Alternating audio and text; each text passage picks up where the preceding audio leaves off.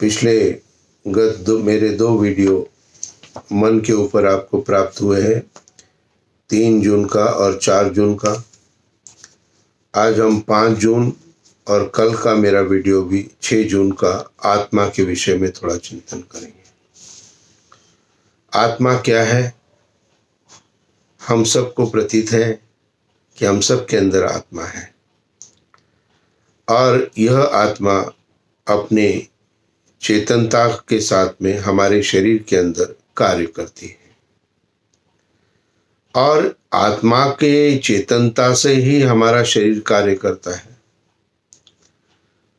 तो यदि हम विचार करें तो समस्त ब्रह्मांड में 2 ही तत्व है जो चेतन है। एक है परमपिता परमात्मा जो चेतनता से समस्त सृष्टि का व्यवहार कर रहा है, और दूसरा है हमारे अंदर जीवात्मा या आत्मा जो कि इस शरीर के माध्यम से व्यवहार कर रहा है। तो आत्मा का लक्ष्य क्या है? आत्मा का लक्ष्य क्या है? आत्मा उद्देश्य को प्राप्त कर रहा है या नहीं कर रहा है? इस शरीर आदि साधनों के माध्यम से आत्मा का जो उद्देश्य है वो जन्म जन्मांतरों में आगे बढ़ते हुए अपने उस परम आनंद की या मुक्ति की अवस्था को प्राप्त करना है। इस विषय पर हम कल चर्चा करेंगे, लेकिन आज थोड़ा आत्मा के प्रारंभिक चिंतन करते हैं। तो आत्मा के लिए हम 3 शब्दों का प्रयोग अधिकतर शास्त्रों में हमें दिखाई देता है। एक शब्द आता है जीव, दूसरा शब्द आता है आत्मा और तीसरा शब्द आता है जीवात्मा। यह तीनों एक ही के लिए प्रयुक्त होता है, लेकिन जब एक ही के लिए प्रयुक्त होता है तो फिर इसको जीव या आत्मा या जीवात्मा अलग अलग क्यों व्याख्यात किया गया है? इसको इस प्रकार से समझे, जो चेतन सत्ता हमारे अंदर है जिसको हम आत्मा कहते हैं, तो जब यह आत्मा इस शरीर का त्याग करती है तो मृत्यु हो जाती है, क्योंकि चेतन सत्ता निकल गई, बाकी सारा जड़ है। तो आत्मा जिस क्षण हमारे शरीर से बाहर हुई ईश्वर की व्यवस्था से, और अगला जो शरीर उसे प्राप्त होना है उसके बीच में यदि उसको व्याख्यात किया जाए तो उसको जीव शब्द से व्याख्यात किया जाए। सत्यार्थ प्रकाश के द्वितीय समोल्लास में लिखा है कि अपने कर्मानुसार जीव जन्मांतर धारण करता है। यह वाक्य है। इसका अर्थ हो गया कि अपने कर्म के अनुसार जीव, वहां आत्मा नहीं कहा है या जीवात्मा नहीं कहा गया, वहां क्या कहा गया? जीव जन्मांतर धारण करता है, अर्थात दूसरे शरीर को प्राप्त करता है।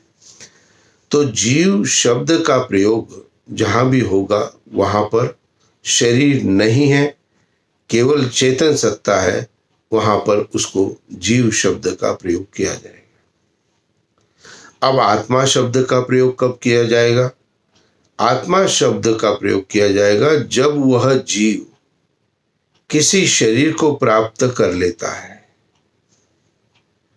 तो फिर उसे हम आत्मा कहते हैं। आत्मा शब्द का अर्थ है कि संपूर्ण शरीर के अंदर व्याप्त हो जाना। इसलिए वह जीव एक शरीर को जब धारण करता है तो उस शरीर के समस्त भाग के अंदर में वह व्याप्त हो जाता है, फैल जाता है। इसलिए शरीर के जो भी भाग हमारे हैं, ऊपर के भाग में भी हमें प्रतीत होगा यदि हम प्रेस करेंगे तो, और पैर के अंदर भी यदि हम उंगली लगाएंगे तो प्रतीत होगा। तो इसलिए हम कहीं पर भी यदि छूते तो हमें प्रतीत इसलिए होता है क्योंकि उस जगह के जो प्रेस हम कर रहे हैं वहाँ का अनुभव अंदर बैठी हुई चेतन सत्ता कर रही है, जिसको हम आत्मा कहते हैं। तो आत्मा जब शरीर को धारण करे तो फिर आत्मा कहलाएगी, और जब शरीर को छोड़ देगी तब जीव कहलाएगा। और जीवात्मा, जीव और आत्मा को मिलाकर के कहा गया है कि जहाँ पर आत्मा की चेतनता की सत्ता है या परम ब्रह्म की प्राप्ति की तरफ जो उसका प्रस्थान है, या आत्मा के जो कार्य शुभ पुण्य कर्म है, तो ऐसे प्रकरण में वहाँ पर जीवात्मा शब्द का प्रयोग कर लिया जाता है, क्योंकि वहाँ आत्मा के रूप में शरीर साधन है और फिर वो जीव जो है वो भी एक मुख्य साधन है परमात्मा के सानिध्यता को प्राप्त करने का। तो यहाँ पर जीवात्मा शब्द का भी प्रयोग किया जाता है। तो आत्मा के लिए तीनों शब्दों का प्रयोग हमें अनेकों ग्रंथों के अंदर में, वैदिक सिद्धांतों में प्राप्त होता है। एक जीव, दूसरा आत्मा और तीसरा है जीवात्मा। अब ये जीवात्मा जो चेतन सत्ता है, इसके पास साधन क्या क्या है? क्योंकि जीवात्मा अपने कर्म करने में स्वतंत्र रहता है, ईश्वर की कोई बाध्यता उसके अंदर नहीं है। इसलिए आत्मा अपने प्रत्येक कर्म करने में स्वतंत्र है। इसलिए यदि हम सही कर्म कर रहे हैं तो अपनी इच्छा से कर रहे हैं, और गलत कर्म कर रहे हैं तो भी हम अपनी इच्छा से कर रहे हैं। तो आत्मा कर्म करने में स्वतंत्रता परमात्मा ने दी हुई है। क्यों दी हुई है? इसलिए दी हुई है कि इस आत्मा को आप जन्म जन्मांतरों में ऊपर की श्रेणी में लेते चले जा सकते हो, या आप जन्म जन्मांतरों में वर्तमान से नीचे भी जा सकते हो। तो इसलिए यह जीवात्मा के पास जो साधन है, वो साधन सबसे पहले उन्नति के लिए है शरीर। अब शरीर के साधनों में आत्मा को क्या क्या प्राप्त है? आत्मा को प्राप्त है मुख, नासिका, आंख, कान, हाथ और पैर। अंग स्पर्श विधि करते हैं हम यज्ञ से पूर्व, कि जल हाथ में लेकर के हम मुख पे, नासिका, आंख, कान, हाथ और पैर सब तरफ हम जंघाओं पे लगाते हैं। तात्पर्य क्या है? उद्देश्य क्या है? उद्देश्य यह है कि जो आत्मा को जो भी साधन प्राप्त हुआ है शरीर के रूप में, उन साधनों में जो मुख है, नासिका है, आंख है, कान है, हाथ है और जंघाएं हैं, उनका सही प्रयोग हमारा होना चाहिए। अब मुख के ऊपर हमने जल लगा के क्या प्रार्थना की कि हम अपनी वाणी के अंदर सत्य का ही प्रयोग करेंगे। हम कभी भी वाणी से अत्यधिक क्रोध का प्रयोग जीवन में नहीं करेंगे। तो ये जो साधन आत्मा को प्राप्त हुआ है, उसके लिए नित्य प्रति संकल्पों की आवश्यकता है। नित्य प्रति आपको उसको सही दिशा देने की आवश्यकता है।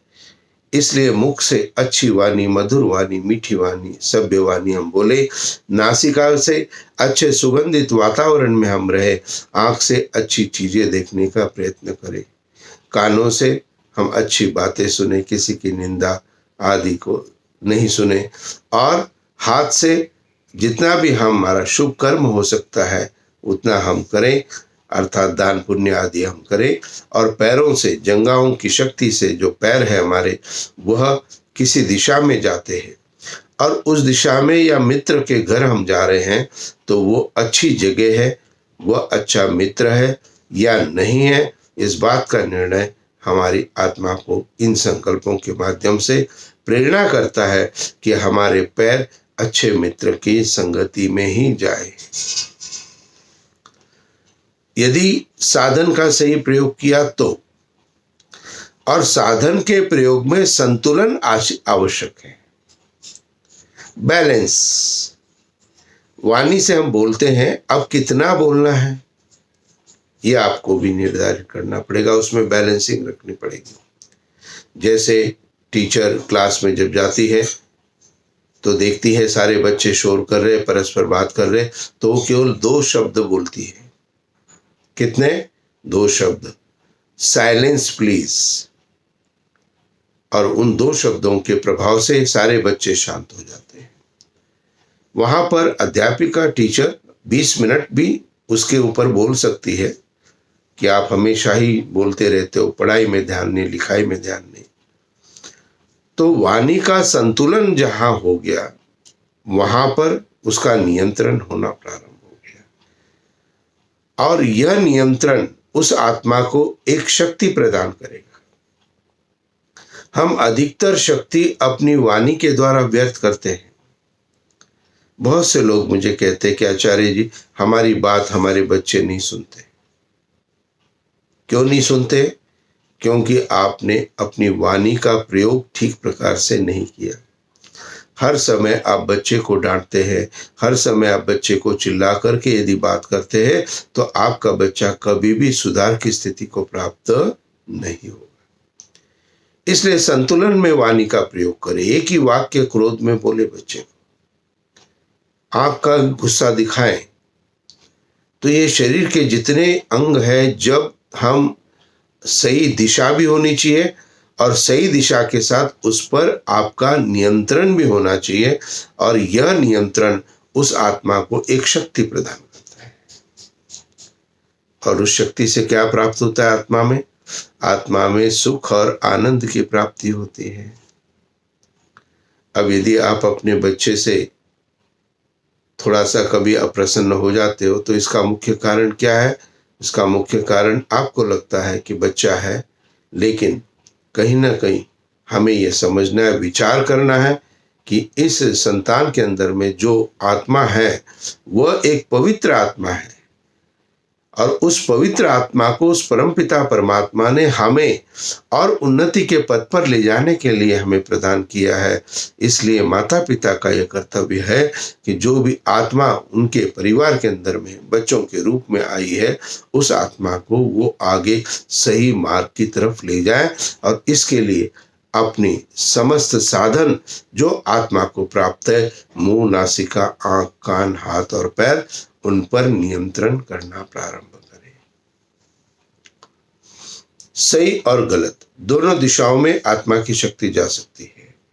अग्नि से एटम बम भी बनाए जा रहे हैं, और अग्नि से रेलगाड़ी, हवाई जहाज भी चल रहा है। हमारा शरीर भी अग्नि से चल रहा है, क्योंकि जो भोजन हम खाते हैं उसको पेट की अग्नि पचाती है। अब अग्नि का भिन्न भिन्न प्रयोग, भिन्न भिन्न समय, यज्ञ आदि में भी हम अग्नि का प्रयोग करते हैं। वाणी को भी अग्नि कहा गया है। तो इसका जब संतुलन हम करेंगे तो ये हमारी आत्मा को शक्तिशाली बनाएगा, और जब आत्मा को शक्तिशाली बनाएगा, इन इंद्रियों का सही प्रयोग करने से आपकी आत्मा शुभ कर्म को करने में प्रवृत्त होगी, शुभ विचारों को करने में प्रवृत्त होगी, उत्तमता आपके अंदर आनी प्रारंभ हो जाएगी। और जब आपकी आत्मा उन्नति के पथ पर अग्रसर होना प्रारंभ होगी, इन सब के नियंत्रण के माध्यम से और प्रभु भक्ति, परमात्मा का ध्यान के माध्यम से, तो धीरे धीरे आपकी आत्मा में अंदर बल आना प्रारंभ हो जाएगा। वेद मंत्र भी आता है, यह आत्मदा बलदा यस्य विश्वोपासते, वह परमात्मा जो हमारी आत्मा के अंदर बल को देने वाला है। इसलिए आत्मा की उन्नति के लिए नित्य प्रति ध्यान मन लगा करके आवश्यक रूप से करना है। मैंने अपना एक पिछला वीडियो भी लगभग 20 मिनट की प्रार्थना का, प्रातः सायं की प्रार्थना का बनाया है, और जो मेरा वीडियो है, उस वीडियो की जो डेट है वो है मेरी 1 जून। इस महीना जो जून चल रहा है, इस जून का, पहले जून का मेरा वीडियो, और जिसमें सब टाइटल में मैंने लिखा है प्रातः सायं की प्रार्थना, उसको आप जरूर देखें। और जो प्रार्थना है, आपने सिंपल करना क्या है, आत्मा को परमात्मा के ध्यान में ले जाना है। अब मंत्र पाठ आप जैसे करना चाहे करें, अन्यथा वो आप वीडियो को ऑन करिए, जहाँ से मंत्र प्रारंभ होते और जहाँ पे मंत्र समाप्त होते वहां पर वीडियो को एंड कर दीजिए। 20 मिनट आप धीरे धीरे परमात्मा के सानिध्य को प्राप्त करें। तो आत्मा की उन्नति के लिए शरीर के सभी अंगों का सही प्रयोग हमें आवश्यक रूप से करना है। आत्मा की उन्नति के लिए हमें उस परम पिता परमात्मा का नित्य प्रति ध्यान और उपासना भी करनी है। अग्नि नय सुपथा, वह ईश्वर जो अग्नि स्वरूप है वह मुझे सुपथ के मार्ग पर लेकर के जाएगा। अब हम दैनिक प्रार्थना तो करते ही नहीं, हम ईश्वर का ध्यान नहीं करते। आजकल खड़े खड़े की प्रार्थना हो गई, दीपक जला लिया, हाथ जोड़ लिए, बस खत्म। बैठिए, 15 से 20 मिनट शांत होकर के बैठिए, केवल ईश्वर का ध्यान ही मन के अंदर करो। कोई प्रार्थना मत बोली, कोई बात नहीं, आपको याद नहीं है, लेकिन आप बैठना प्रारंभ करें। धीरे धीरे आप मंत्रों का अभ्यास प्रारंभ करें। वैदिक संध्या, गायत्री मंत्र का पाठ और ईश्वर स्तुति प्रार्थना उपासना के मंत्र और शिव संकल्प के 6 मंत्र और अपनी अंत में की गई प्रार्थना, इन सब का समन्वय मैंने अपनी वीडियो में दिया है जो 1 जून का है। तो नित्य प्रति आत्मा की उन्नति के लिए हमें यह ध्यान रखना है कि जो जीवात्मा हमारे अंदर है, जो आत्मा हमारे अंदर है, उस आत्मा को शुभ कर्मों में प्रेरित करना है हमें, और इसके लिए ईश्वर का ध्यान नित्य प्रति करना है।